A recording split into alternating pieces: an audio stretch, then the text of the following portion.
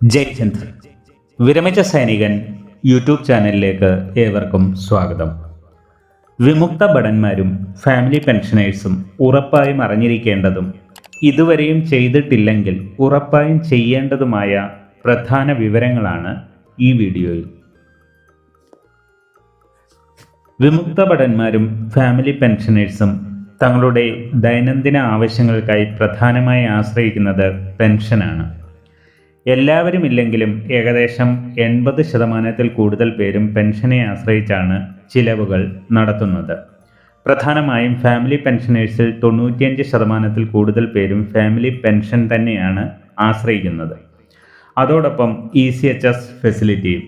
സ്പർശിലേക്ക് pension അക്കൗണ്ടുകൾ migration ആരംഭിച്ചതിൻ്റെ ആദ്യ മാസങ്ങളിൽ ധാരാളം വിമുക്ത ഭടന്മാരും ഫാമിലി പെൻഷനേഴ്സും സ്പർശിൽ തങ്ങളുടെ പ്രൊഫൈലുകളുടെ PDV അഥവാ പേഴ്സണൽ ഡാറ്റ വെരിഫിക്കേഷൻ ചെയ്യാനായി എന്നെ സമീപിച്ചിരുന്നു.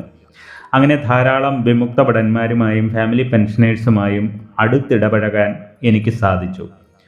അങ്ങനെ ഫാമിലി പെൻഷനേഴ്സുമായി സംസാരിക്കുമ്പോൾ എന്നെ ഏറെ വേദനിപ്പിച്ച ഒരു കാര്യമാണ് ഒന്നിലധികം ഫാമിലി പെൻഷനേഴ്സ് എന്നോട് പറഞ്ഞത്. ഫാമിലി പെൻഷനും ECHS ഫെസിലിറ്റിയും ഉള്ളതുകൊണ്ട് മാത്രമാണ് തങ്ങളെ കുടുംബാംഗങ്ങൾ നോക്കുന്നത് എന്ന ദുഃഖകരമായ കാര്യമാണ്.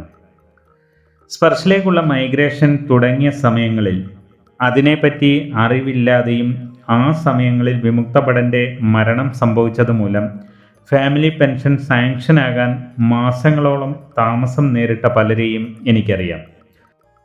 ഇത്തരം അനുഭവങ്ങളുടെ അടിസ്ഥാനത്തിൽ വിമുക്ത ഭടന്മാരോട്, ഇതിൽ കൂടുതൽ പേരും എന്നേക്കാൾ കൂടുതൽ സർവീസ് ചെയ്തവരും എന്നേക്കാൾ പ്രായമായവരും ആയിരിക്കാം, എങ്കിലും ദയവായി ചില കാര്യങ്ങൾ നമ്മൾ ശ്രദ്ധിക്കേണ്ടതാണ്. പഴയ പെൻഷനേഴ്സിൽ നല്ലൊരു വിഭാഗവും തങ്ങളുടെ സ്പൗസിനോട് അഥവാ ഭാര്യയോട് പെൻഷൻ സംബന്ധമായ ഒരു വിവരവും ഷെയർ ചെയ്യാറില്ല. പട്ടാളത്തിലെ ദസ്തൂറിൽ തന്നെയാണ് വീട്ടിലും. ഇതിൻ്റെ ബുദ്ധിമുട്ടുകൾ പിന്നീട് ഇതിനെപ്പറ്റി ഒന്നും അറിയാത്ത ഫാമിലി പെൻഷനർ അനുഭവിക്കേണ്ടി വരുമെന്ന് നമ്മൾ ഓർക്കേണ്ടതാണ്. ആയതിനാൽ ദയവായി ചില കാര്യങ്ങൾ ശ്രദ്ധിക്കേണ്ടതാണ്. ഒന്നാമതായി, സ്പർശിൻ്റെ യൂസർ ID യും പാസ്വേഡും ഒരു ഡയറിയിൽ എഴുതി സൂക്ഷിക്കുക. അതോടൊപ്പം സ്പർശിൽ ഇപ്പോൾ 6-7 മാസങ്ങൾക്ക് ശേഷം പാസ്വേഡ് മാറ്റേണ്ടതായുണ്ട്. അങ്ങനെ പാസ്വേഡ് ചേഞ്ച് ചെയ്യുന്ന സമയത്ത് പുതിയ പാസ്വേഡ് ഉറപ്പായും ഡയറിയിൽ എഴുതി സൂക്ഷിക്കുക. ഇപ്പോഴും ഫൗജി ദസ്തൂറിലായതിനാൽ ഇത് ഭാര്യയോട് ഷെയർ ചെയ്യാൻ മടിയുള്ളവർ ഈ ഡയറിയുടെ കാര്യമെങ്കിലും പറയാൻ മറക്കരുത്. രണ്ടാമതായി, സ്പർശിൽ വന്നിട്ടുള്ള നമ്മുടെ ലേറ്റസ്റ്റ് PPOയുടെ, അതായത് സ്പർശിൽ ആദ്യം വരുന്ന ഇനിഷ്യൽ PPOയ്ക്ക് ശേഷം നമ്മൾ എന്തെങ്കിലും മാറ്റങ്ങൾ വരുത്തിയാൽ അത് അപ്ഡേറ്റ് ആയ കൊറിജോണ്ടം PPOകൾ ലഭിക്കാറുണ്ട്. അങ്ങനെ അപ്ഡേറ്റ് ആയ അവസാനത്തെ കൊറിജോണ്ടം PPOയുടെ ഒരു കോപ്പി എടുത്ത് ഒരു ഫയലിൽ സൂക്ഷിക്കുക. മൂന്നാമതായി, AGIF അഥവാ ആർമി ഗ്രൂപ്പ് ഇൻഷുറൻസ് ഫണ്ടിൻ്റെ സർട്ടിഫിക്കറ്റും അതേ ഫയലിൽ തന്നെ സൂക്ഷിക്കുക.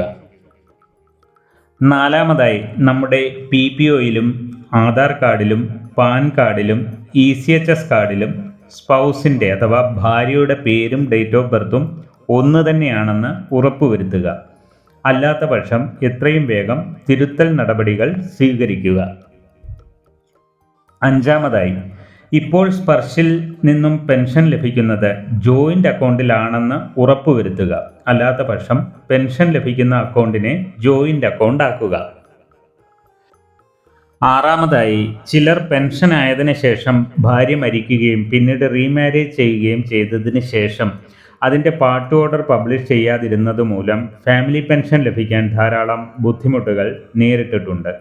അങ്ങനെ ആരെങ്കിലും ഉണ്ടെങ്കിൽ ആദ്യ ഭാര്യയുടെ ഡെത്ത് അല്ലെങ്കിൽ ഡിവോഴ്സിൻ്റെ പാർട്ട് ഓർഡറും റീമാരേജിൻ്റെ പാർട്ട് ഓർഡറും പബ്ലിഷ് ചെയ്യേണ്ടതാണ്. ഏഴാമതായി, അവിവാഹിതരായ പെൺകുട്ടികളുള്ള വിമുക്ത ഭടന്മാരും ഫാമിലി പെൻഷനേഴ്സും പ്രധാനമായും PPOയിലും ആധാർ കാർഡിലും SSLC ബുക്കിലും പെൺകുട്ടിയുടെ പേര് ഒന്ന് തന്നെയാണെന്ന് ഉറപ്പുവരുത്തേണ്ടതാണ്. കാരണം കേന്ദ്രീയ സൈനിക് ബോർഡ് വഴി വിവാഹ ധനസഹായമായി 1 ലക്ഷം രൂപ ലഭിക്കാൻ ഇത് അത്യാവശ്യമാണ്. എട്ടാമതായി, ലൈഫ് സർട്ടിഫിക്കറ്റ് സ്പർശിൽ ഡ്യൂ ഡേറ്റിന് മുൻപ് തന്നെ നൽകാൻ ശ്രമിക്കുക.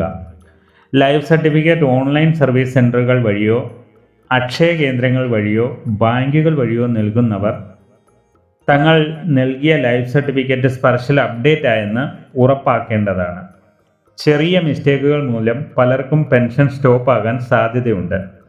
സാധാരണ ലൈഫ് സർട്ടിഫിക്കറ്റ് സബ്മിറ്റ് ചെയ്ത് ഒരാഴ്ചയ്ക്കുള്ളിൽ സ്പർശിൽ നിന്നും കൺഫർമേഷൻ മെസ്സേജ് SMS ആയി നമ്മുടെ രജിസ്റ്റേർഡ് മൊബൈൽ നമ്പറുകളിൽ ലഭിക്കാറുണ്ട്. അങ്ങനെ വരാത്ത പക്ഷം സ്പർശിൽ ലൈഫ് സർട്ടിഫിക്കറ്റ് അപ്ഡേറ്റ് ആയിട്ടുണ്ടോ എന്ന് പരിശോധിക്കേണ്ടതാണ്.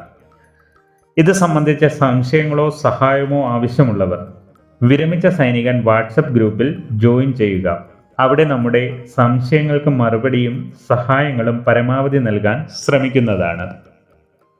വീഡിയോ ഇഷ്ടപ്പെട്ടാൽ ലൈക്കും സബ്സ്ക്രൈബും ചെയ്യുക, സുഹൃത്തുക്കൾക്ക് ഷെയർ ചെയ്യുക. മറ്റൊരു വീഡിയോയിൽ വീണ്ടും കാണാം. ജയ് ഹിന്ദ്, വന്ദേ മാതരം.